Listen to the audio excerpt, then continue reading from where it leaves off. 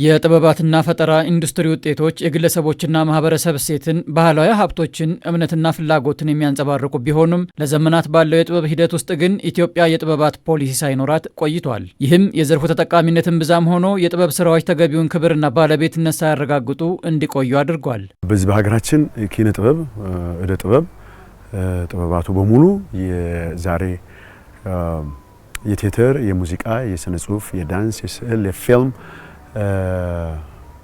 እነዚህ ጥበባት ባሻገር እደ ጥበባትም በዚሁ ተካቷል እስከ ኬተሪንግን ጨምሮ እና እነዚህ ጥበባት በሙሉ የዚህ የምግብ አሰራር ሂደት ጨምሮ የስነ ህንጻን እና እነዚህ ነገሮች ይሰሩ ነበር። ነገር ግን እስከ ዛሬ ድረስ የህግ ማዕቀፍ አልነበራቸውም፣ ፖሊሲ አልነበራቸውም።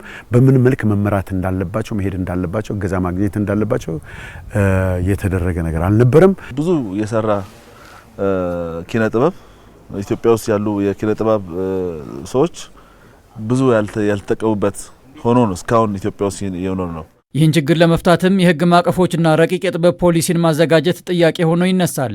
መሰል ችግሮችን ለመመለስ የሚያግዝ የተለያዩ የዘርፉ ባለሙያዎችን ያሳተፈ የጥበባትና ፈጠራ ኢንዱስትሪ ረቂቅ ፖሊሲ ሲዘጋጅ ቆይቷል። የዛሬ 6 ወር ገደማ ይመስለኛል በአዲስ አበባ ዩኒቨርሲቲ ምሁራንና በባህልና ስፖርት ጉዳይ የህግ ክፍል ነው የረቀቀው እና የመጀመሪያዎቹ እንግዲህ ይህን ነገር እንድናደርግ ወደ 30 የምንሆን ሰዎች ተመርጠን በዚህ ጉዳይ ላይ ከፍተኛ ውይይት አድርገን ተፋጭተን ተነጋግረን ከዛ በኋላ ብዙ ማሻሻያዎች ተደርገው ፖሊሲውን የተመለከተ የኪነ ጥበብ ፖሊሲ ነው። ሁለተኛ ደግሞ ካውንስል ነው፣ የመማክርት ጉባኤ ነው፣ የኪነ ጥበብ የመማክርት ጉባኤ ነው። ሶስተኛው ደግሞ የማህበራት ማደራጀት ነው እና እነዚህን ሶስቱን ዘርፎች የያዘ ትልቅ ክፍል ነው። የጥበብ ፖሊሲ ስንል የምንፈልገው ነገር ምንድነው የሚለውን ነገር ለማወቅ ጥራቶች ያስፈልጉ ነበር። ዓለም አቀፍ ተሞክሮ ምን ይመስላል? ዓለም አቀፍ ስንል ዝም ብለን ዋኝተን አሜሪካ ምናምን ለማለት ብቻ ሳይሆን ከኛ እኩል ነባራዊ ሁኔታቸው በጣም የሚቀራረቡና የሚመሳሰሉ ሀገራት ከኛ አንድ ደረጃ ቀድሞ ይሄዱ ወይም በጣም አድቫንስድ የሆኑትን ጨምር። ምክንያቱም ይሄ ፖሊሲ አንዱ በጣም ጠንካራ ጎኑ ብዬ የማስበው ትንሽ ወደፊት ለማየት ሞክሯል። ወደ 7 ጉዳዮች ናቸው እንደ ፒላር የቆሙት ማለት ነው። 7ቱ ጉዳዮች ከሰው ሀብት ጋር የተያዙ ነገሮች አሉ፣ ከቴክኖሎጂ ጋር፣ ከመሰረተ ልማት ጋር የተያዙ ነገሮች አሉ፣ ከዲፕሎማሲ ጋር የተያዙ ነገሮች አሉ እና ስለዚህ እነዚህ እንትኖችን ያው በዝርዝር ማየት ይቻላል። ወደ 7 ስትራቴጂክ ፒላሮች አሉት ማለት ነው። ለእያንዳንዱ ስትራቴጂክ ፒላር ደግሞ የራሱ የሆኑ ስትራቴጂዎች ወጥተውለታል ማለትና እጅግ በጣም ሰፊ ጉዳዮች ነው የያዘው ማለት ነው። ረቂቅ ፖሊሲው የኪነ ጥበብ ዘርፉን በውጤታማነት በመምራት ተወዳዳሪነቱን የሚያሳድግ ስለመሆኑ ይነሳል። የጥበባት አደረጃጀትና ማህበራትን ለማቋቋም መሰረት የሚጥል ሲሆን የጥበብ ስራዎች በጥራት እንዲሰሩም በር ከፋች ይሆናል። ይህ ለሙያተኛው እጅግ በጣም በር ከፋች፣ ሙያውንም የሚያዳብር በሀገር ውስጥ ከፍተኛ ፉክክርና ስራን የሚያደርግ ወደ አፍሪካ ደረጃም የሚያደርስ ዓለም አቀፋዊ ይዘት ያለው ብዙ ስራዎችን መስራት የሚቻልበት መንገድ ነው። ስንታገለው ብዙ ዋጋ የተከፈለበት ነገር ሆኖ ሳለ ግን በዚህ ደረጃ ደግሞ በጣም በጥሩ ሁኔታ በካውንስል ተይዞ ጉዳይ እንደዚህ ረቆ መምጣቱ ደግሞ በጣም የሚያስመሰግን በጣም ደስ የሚል የብዙዎቻችን የልፋታችን ምላሽ የምናገኝበት ጊዜ የደረሰ ይመስለኛል። ዘራፊዎችን ይይዝልናል። ጥረት ተጣደረ የሰራነውን ስራ ሌሎች የሚጠቀሙበት የነበረውን ሊይዝልን ይችላል።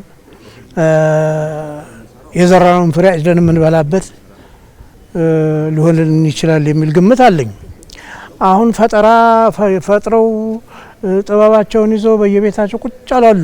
የጥበብ ዘርፉን አቅም በማጠናከር ቅንጅታዊ አሰራርን ማረጋገጥ የረቂቅ ፖሊሲው ትኩረት ሲሆን ለፈጠራ ባለቤቶች ደግሞ ህጋዊ ከለላ በመስጠት ተጠቃሚነታቸውን ማረጋገጥ ያስችላል። ይሄን ቃል ሰጥተኛል፣ ይሄ ቃል ሰጥተኛል፣ ይሄ አልተፈጸመልኝም፣ ይሄ ነገር እንደ ባለሙያ ከኔ ይጠበቃል ግን አልፈጸምኩም ብሎ ለመጠየቅም ለመጠየቅም እድል አለ ማለት ነው።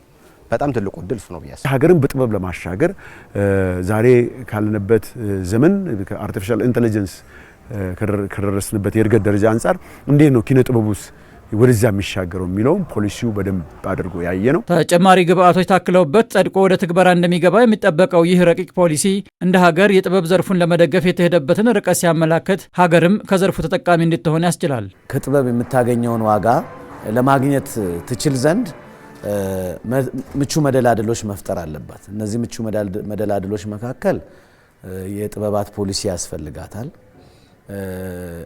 ጠቢባንን የሚያበረታታ ጠቢባንን መንገድ የሚያሳይ መሰረተ ልማት ጉዳዮችን፣ የአቅም ግንባታ ጉዳዮችን፣ የሽልማት ጉዳዮችን፣ የማህበራት ጉዳዮች የመሳሰሉትን የሚያካትት በጠቢባኑ መካከል፣ በጠቢባኑ በህዝብ መካከል፣ በጠቢባኑ በመንግስት መካከል፣ በሶስቱ ደግሞ አክሲሶች መካከል ያሉ ግንኙነቶችን ሁሉ የሚመለከት ፖሊሲ ያስፈልጋታል።